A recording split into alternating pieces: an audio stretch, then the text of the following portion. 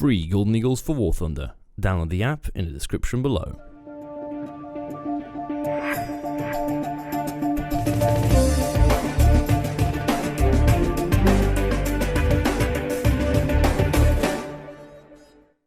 Hey guys, welcome back to War Thunder and welcome to some F-80C Shooting Star gameplay.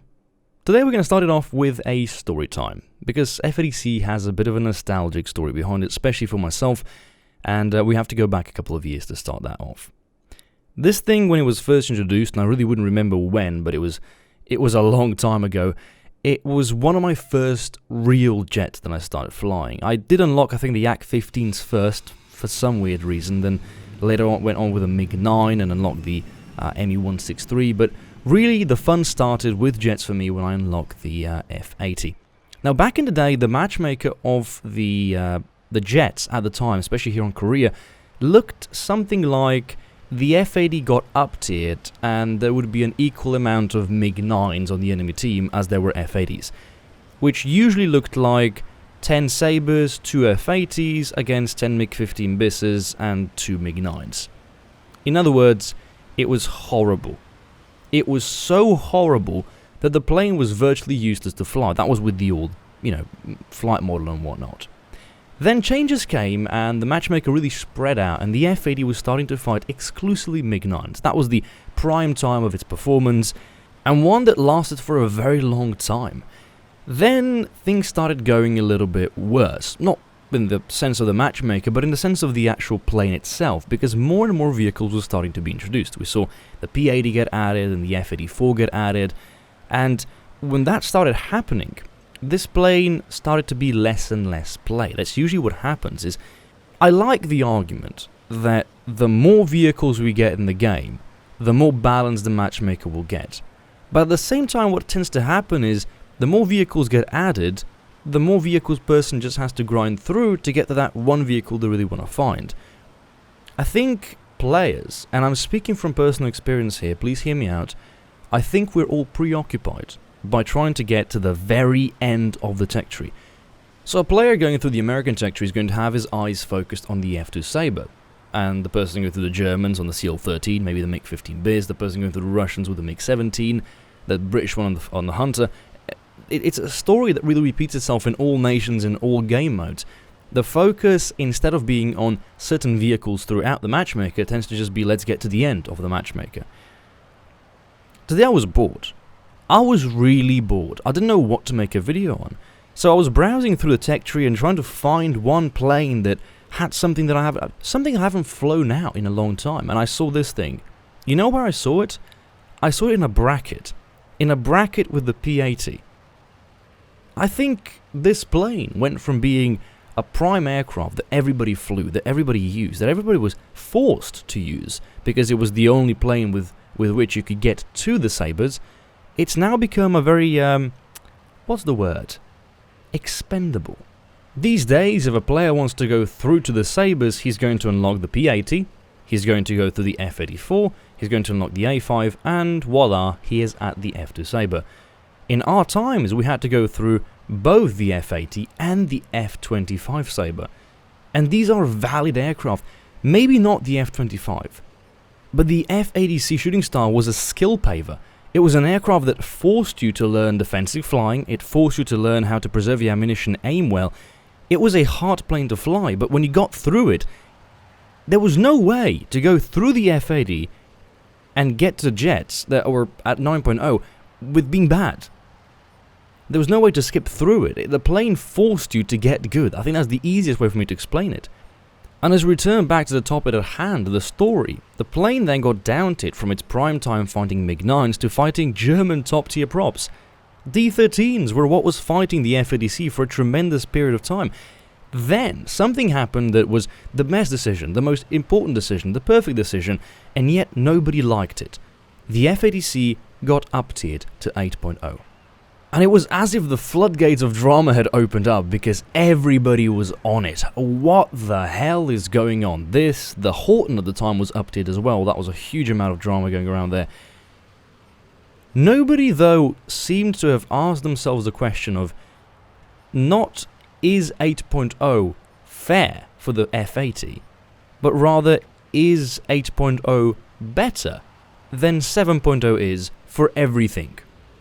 Because at 7.0, the F-80 was seal clubbing. At 8.0, it was getting seal clubbed. But it was getting seal clubbed a lot less than the aircraft were getting seal clubbed by it back when it was at 7.0.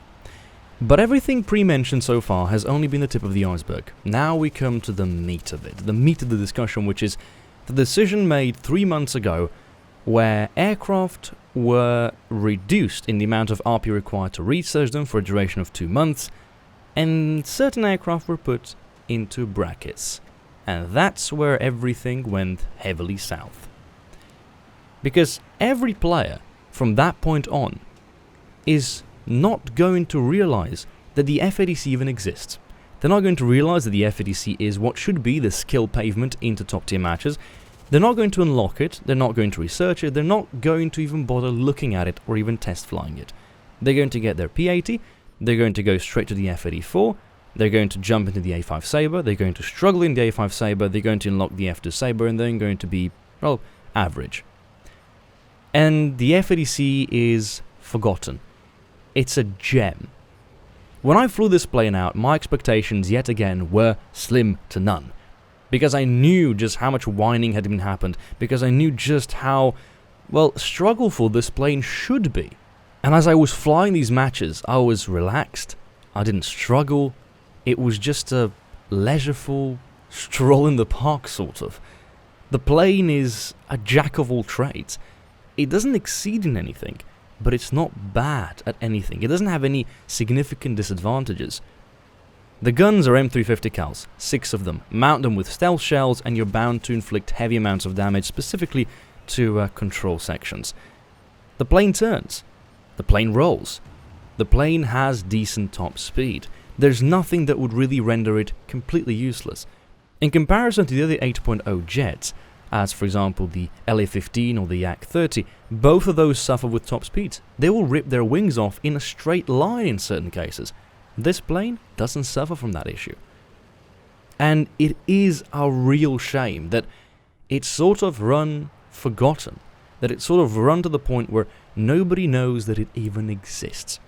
So a very simple and basic proposal based on what I've just told you and my personal experience from the past couple of years of playing jets is a temporary change, more or less just a test to see if this even works, would be to first and foremost remove the F-80C and the MiG-9 late from their bracket, so players have to research them and have to play them, reducing their battle ratings to 7.7, and in addition to that, a minor fix to replace the location of the F-80C and the F-84. The F-84 is a good jet, but I think the F-80C is superior. Again, personal preference there might stand. I think the F-80C should be the one to bring you to the A5 Sabre.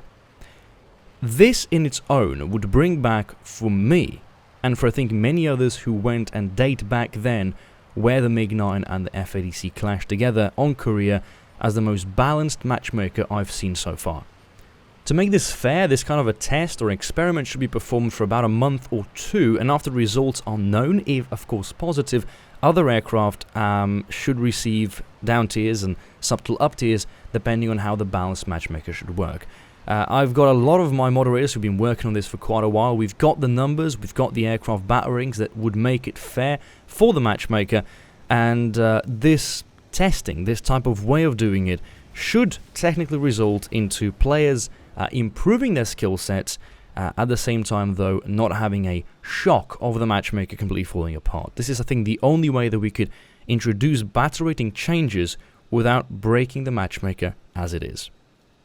Anyway guys, that's it for the video. Hope you enjoyed. Let me know if you want to see more of these type of storytime videos, because I do know a lot, or rather remember a lot about the game, the way it used to be. I know the whole kind of timeline of certain planes and to a certain extent certain tanks, and it is quite nostalgic and interesting for me to go back and revisit them.